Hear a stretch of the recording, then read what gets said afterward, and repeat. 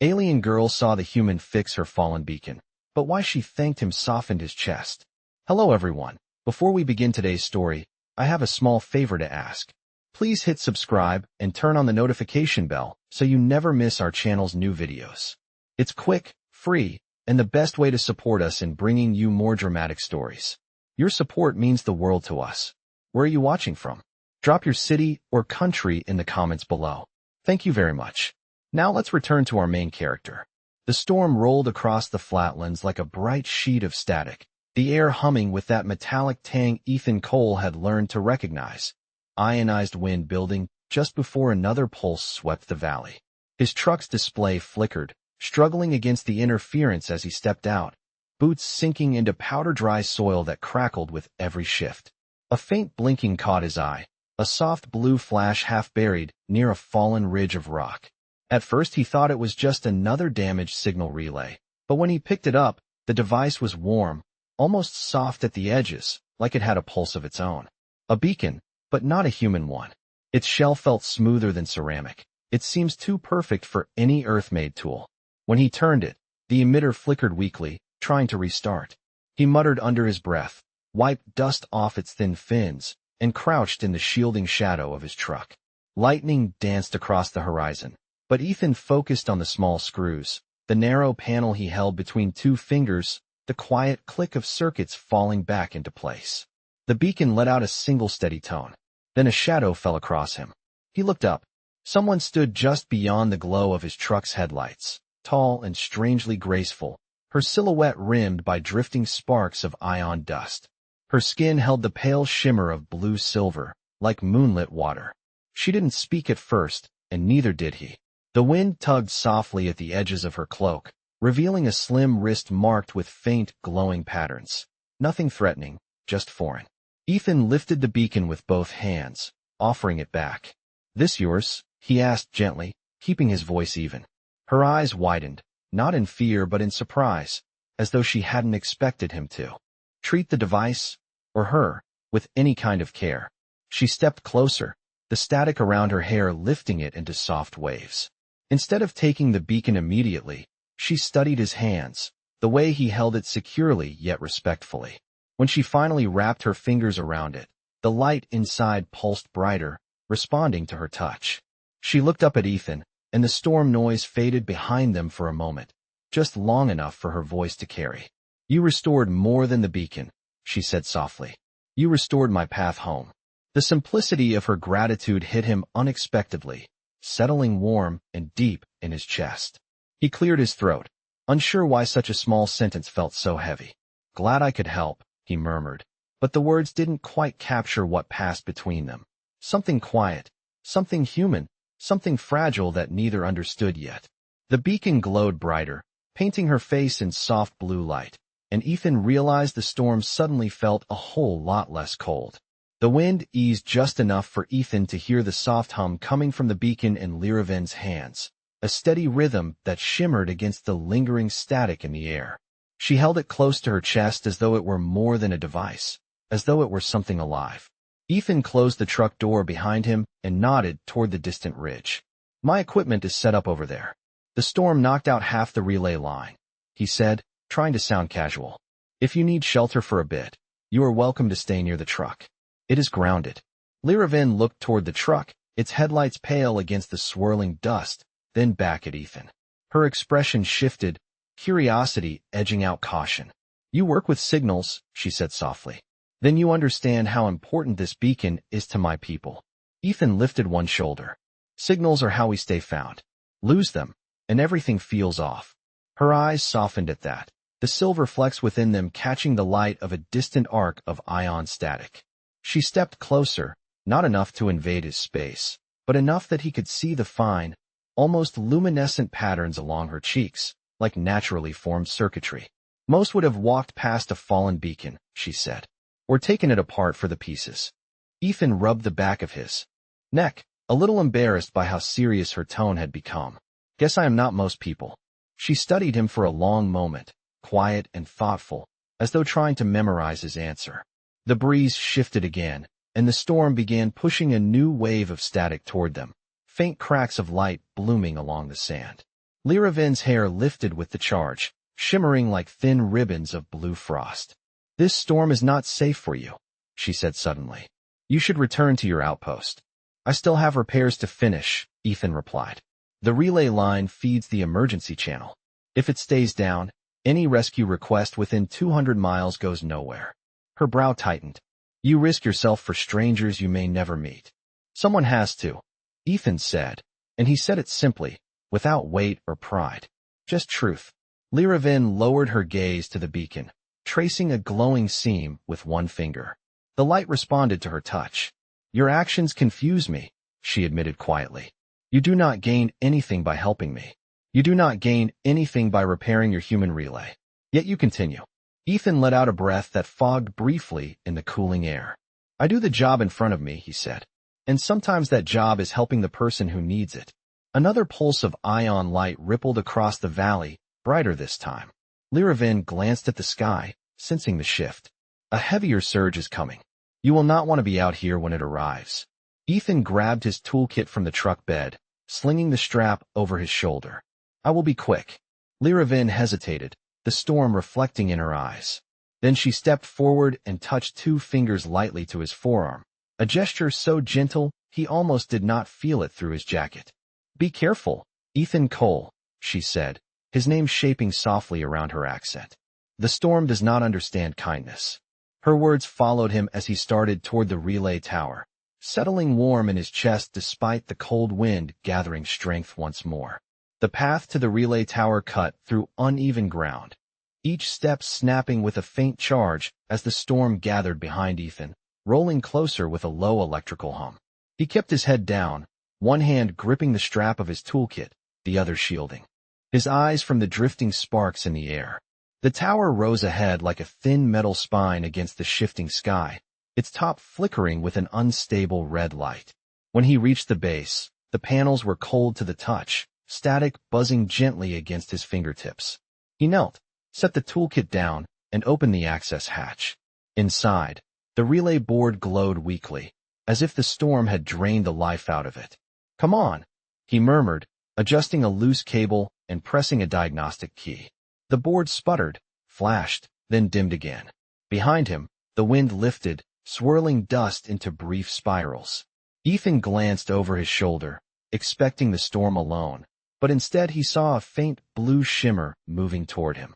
Lyravin approached slowly, her cloak pressed tight to her frame, the beacon held close.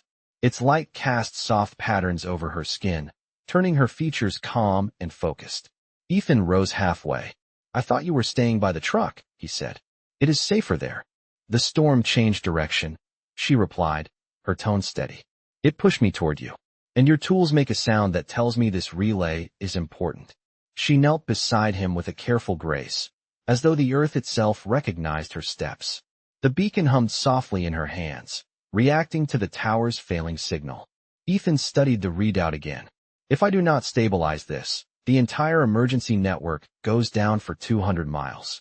Anyone stranded out here would be invisible." Lyravin tilted her head slightly. "Invisible is a dangerous state for both our species." She placed one hand over the metal panel next to his, and the static around the tower shifted. Her touch almost seemed to calm the interference, like a soft tone cutting through noise. Ethan blinked. "How did you do that?" "My people are attuned to certain frequencies," she said. "It is part of how we navigate storms like this."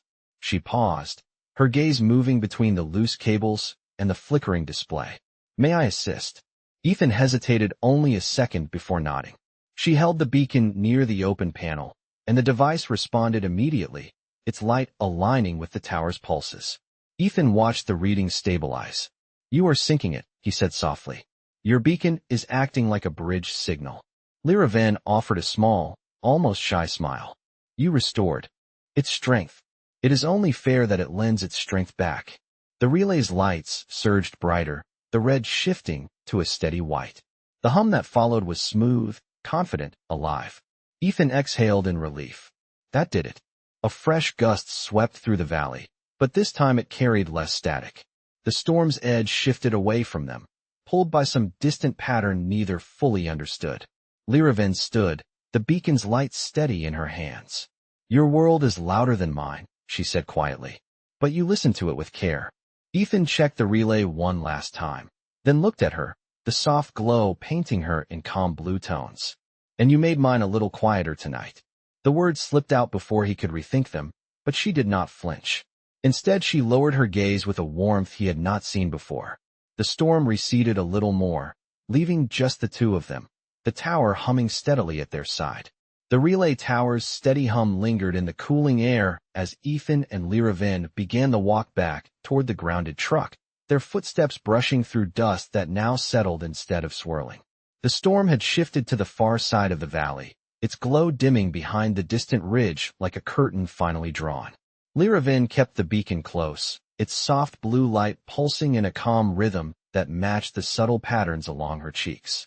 Ethan noticed how the light reflected off her skin, catching faint silver lines that traced delicate shapes, almost like natural constellations. She walked quietly for a moment, listening to the residual crackle in the air. Your repairs were effective, she said. The tower is stronger than before. Ethan adjusted the strap of his toolkit. It was mostly you. Whatever connection you created helped stabilize the signal. She shook her head gently. My beacon only amplifies what is already present. You rebuilt the foundation. They reached a patch of smoother ground, the truck's headlights now a warm glow in the distance.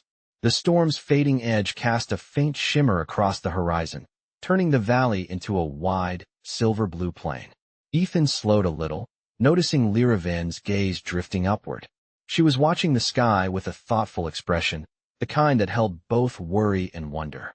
You look like you are listening to something far away, Ethan said softly. Lyravin glanced at him, almost surprised by how accurately he read her mood. My people navigate by resonance, she explained. Not by stars, but by frequencies that shift through storms. When the beacon fell, I lost that orientation. It is an unsettling silence. Ethan nodded, remembering the brief panic he had heard under her voice earlier. And now, she held the beacon slightly away from her body. It responded with a stronger glow. Now I hear the path again. Ethan let that sink in as they walked, the quiet between them no longer tense but easy, shaped by the shared moment at the tower. The ground crackled lightly beneath their boots. A faint breeze brushed past, carrying the scent of cooling minerals. Where were you headed? He asked, careful not to sound intrusive. A rendezvous point, she replied. My people were mapping the ion patterns of this region. The storm shifted earlier than predicted. I was separated. She paused, her eyes lowering. It is embarrassing to admit. Ethan smiled in a gentle, unteasing way. I get turned around every time I take a wrong exit off the interstate. Getting lost happens. Lyravin tilted her head, studying him with a soft curiosity. You speak lightly, but your actions were not light. You stopped your work for me.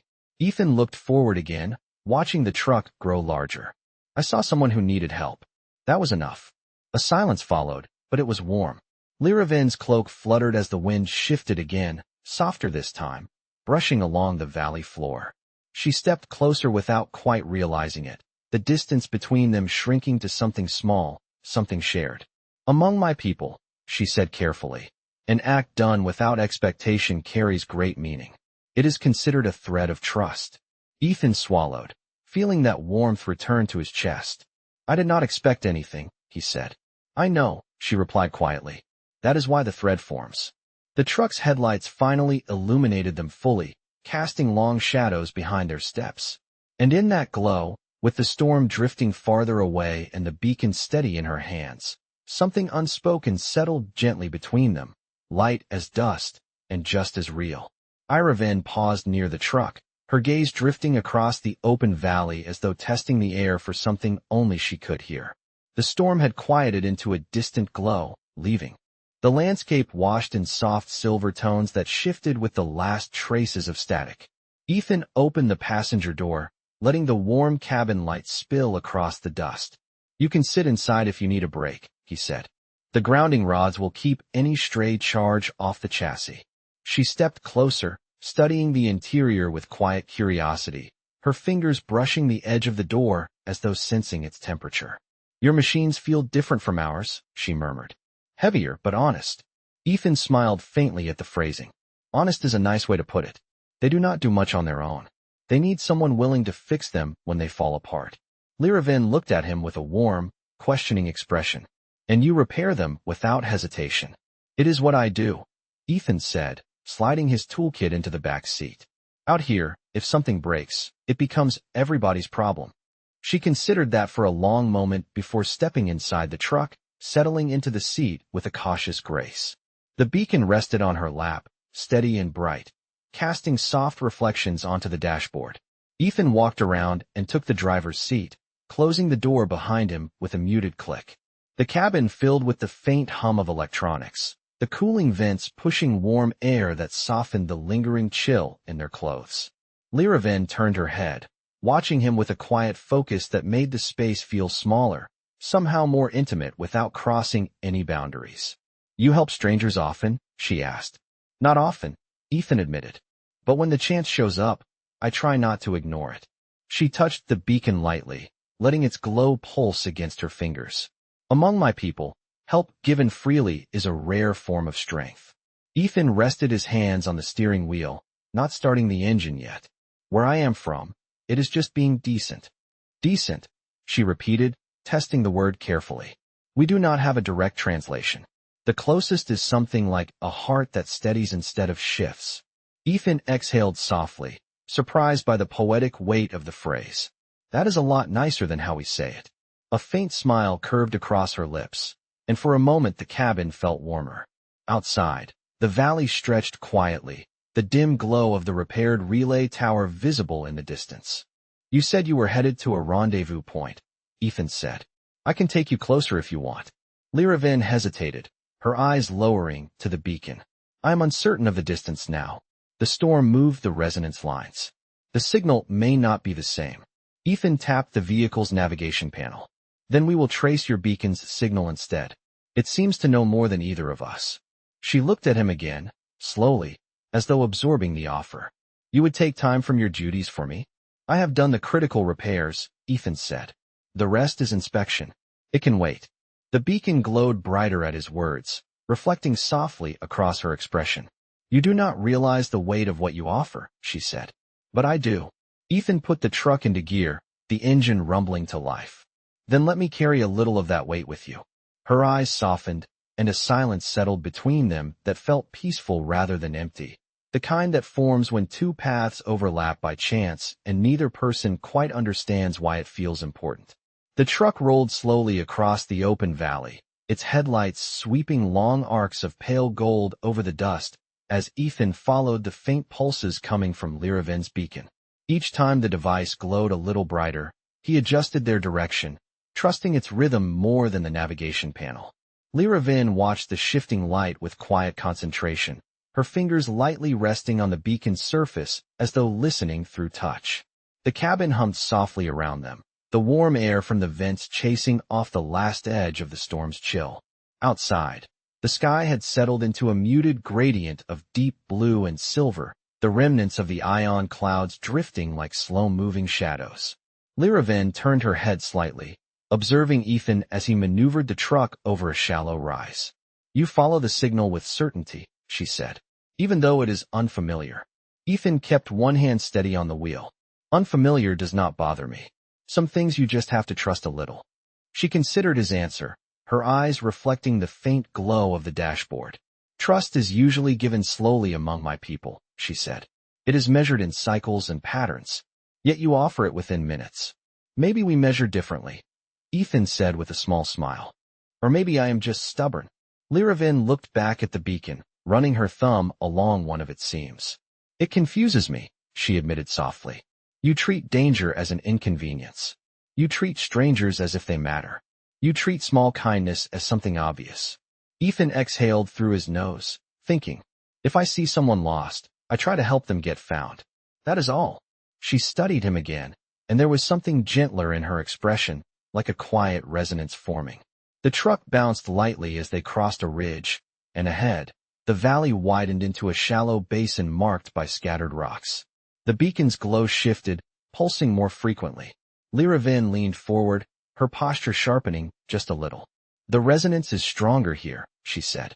My people sometimes use sheltered basins as calibration points. Ethan slowed the truck and pulled into a shallow depression shielded by two tall rock formations. The headlights washed the stone in soft amber light. When he cut the engine, silence settled instantly, deep and open. Lyravin stepped out first, her cloak catching the faint breeze, her eyes scanning the basin with that same listening awareness. Ethan joined her, the gravel crunching softly beneath his boots. The beacon pulsed again, brighter now, casting blue light across the rocks. Lyravin held it up, watching the glow reflect off the stone. "This place remembers us," she murmured. Ethan tilted his head. "Rocks remember? Not as you do," she said. "But storms leave patterns. Frequencies linger. My people sense them." She stepped to the nearest rock and placed her palm against it. The beacon responded immediately, its light spreading in a soft wave that illuminated the surface. Ethan watched, quiet, respectful, as Lyravin closed her eyes. When she opened them again, they held a fragile certainty. "My direction returns," she said. Ethan nodded slowly. "Then we are close." She turned toward him, the beacon's glow warming her features. "Ethan Cole," she said, her voice softer than the surrounding silence. "You did not have to bring me here. But you chose to." He shrugged in a gentle, almost self-conscious way. "Sometimes the right thing is the simple thing. Among my people," she said, "simple things are often the hardest." And for a moment they stood there, the human and the alien, the beacon between them, its glow connecting two worlds that had not planned to meet, but found a quiet, unexpected alignment in the cooling night air. The basin held a stillness that felt almost deliberate, as if the valley itself had paused to listen to whatever came next. The beacon in Lyravin's hands glowed with a steadier, deeper pulse now, casting circles of soft blue light across the stone walls that framed the sheltered space. Ethan stood a few feet from her, giving her room without stepping away completely, watching the way she moved with careful purpose. She traced her fingers along the surface of the rock again, letting the beacon resonate. Its hum shifted, becoming a low tone that vibrated gently through the cool night air. Lyravin inhaled slowly, her eyes reflecting the glow. "This place remembers the last calibration line," she said. "It means others from my group were nearby recently." Ethan nodded, relieved for her sake. "So they are close." She turned slightly toward him. "Possibly, but the storm scattered the field patterns. It is difficult to know if they remained or if they moved on without me." Ethan felt a quiet tug in his chest at the uncertainty behind her words. "They would not leave you behind," he said. "Not if they knew." Lyravin lowered her gaze. "Among my people, storms are navigated as a collective. If someone falls out of resonance, it is assumed they found shelter and will rejoin the path. That is why the beacon is essential." Ethan looked at the softly glowing device. "Then it is a good thing we got it working again." She offered him a faint smile that looked almost fragile in the dim light. "Yes, it is the only reason I can hear this place now." The air shifted, a faint breeze threading through the basin and brushing her cloak.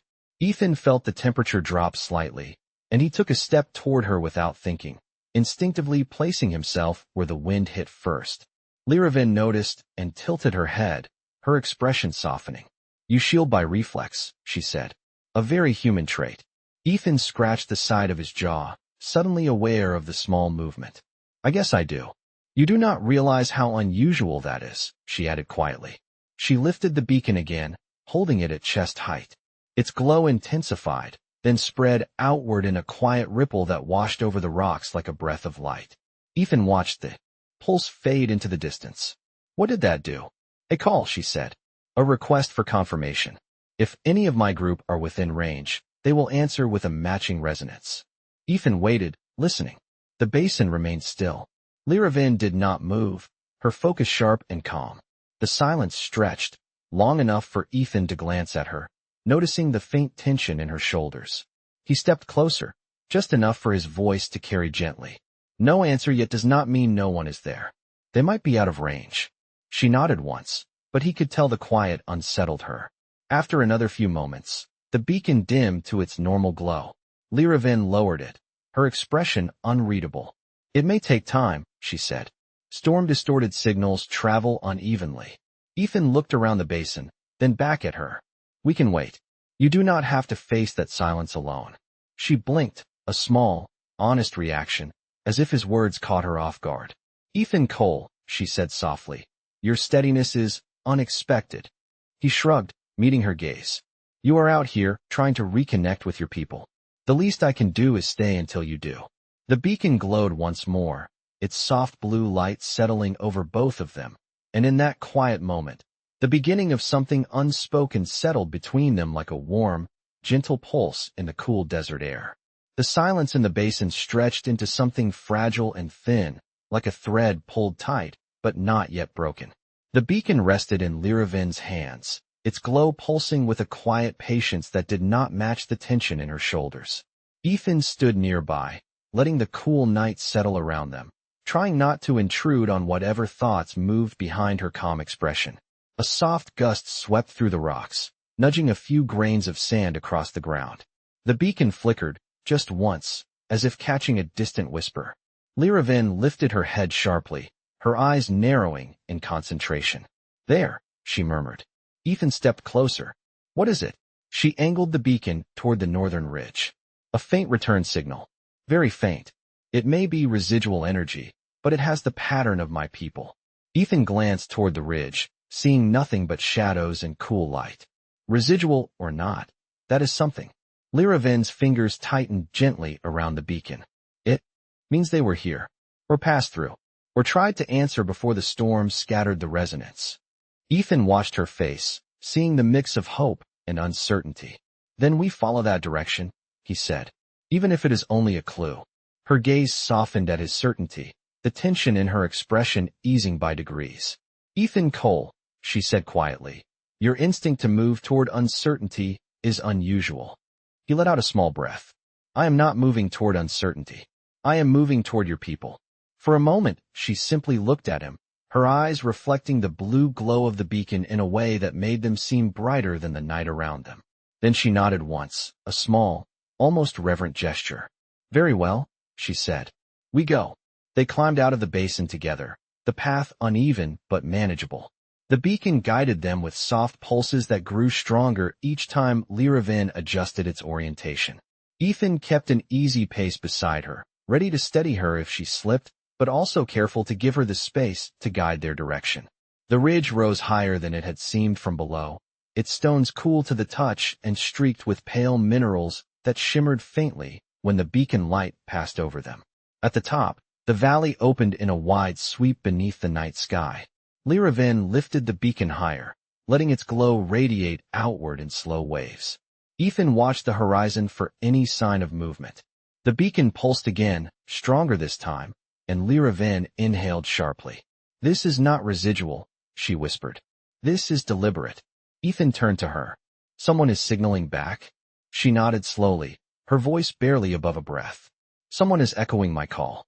The wind picked up, carrying a soft hum that neither of them could place, a sound that felt layered and distant, like a faint chord drifting on the air. Lyravin's posture straightened, her eyes shining. "It is them," she said. "I feel the shape of their resonance. It is familiar."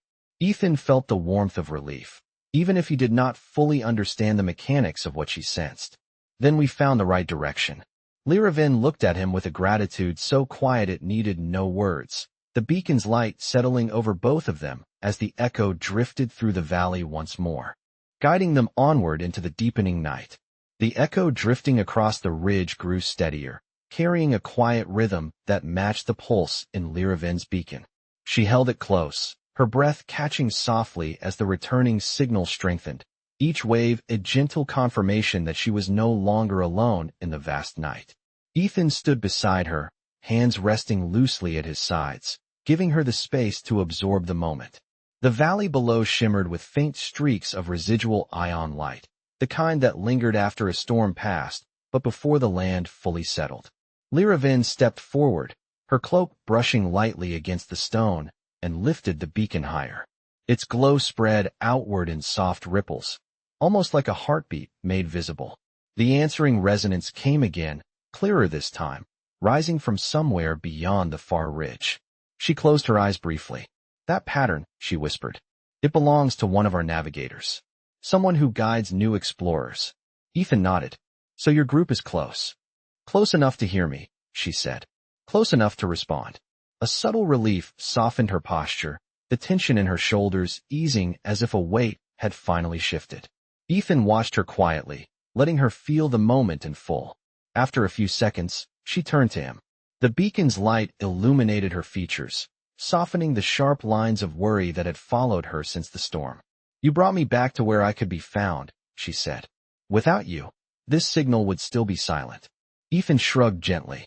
"You are the one who heard it. I just helped you reach the place where it could reach you." She studied him with a look that held both warmth and a depth he could not quite define. "You do not hide your heart," she said. "You let it guide you even when the path is uncertain." "I guess," Ethan replied, glancing out over the valley. "Sometimes simplicity is more reliable than logic." A soft wind brushed past them, carrying another faint resonance. Lyra Vin angled the beacon, letting the returning signal wash across her senses. The light grew brighter, indicating proximity. "They are approaching," she said.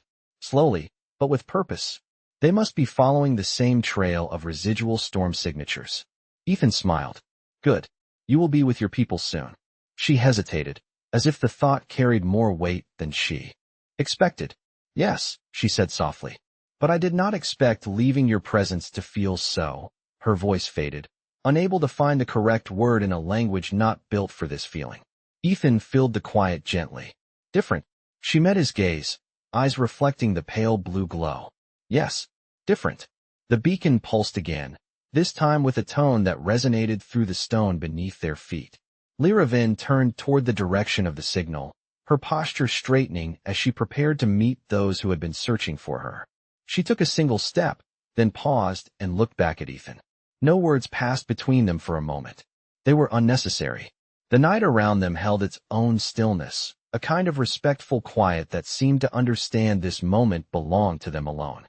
She reached out, placing 2 fingers lightly against the center of his chest, a gesture he had come to recognize as deeply meaningful among her people. "Ethan Cole," she said, her voice steady but warm. "My people will know of the human who restored my path. But what I carry from this night is mine alone." He covered her hand gently with his, careful and grounded. "I am glad you found your way." The beacon glowed once more, casting a final circle of light around them. She stepped back slowly, letting the resonance guide her toward the ridge where her people approached. Ethan watched her silhouette move into the soft blue horizon, the beacon shining like a quiet star in her hands. And in the silence that followed, he felt something settle inside him, simple and true. She had left, but the warmth of her gratitude remained, steady as the hum of the repaired relay tower glowing in the distance.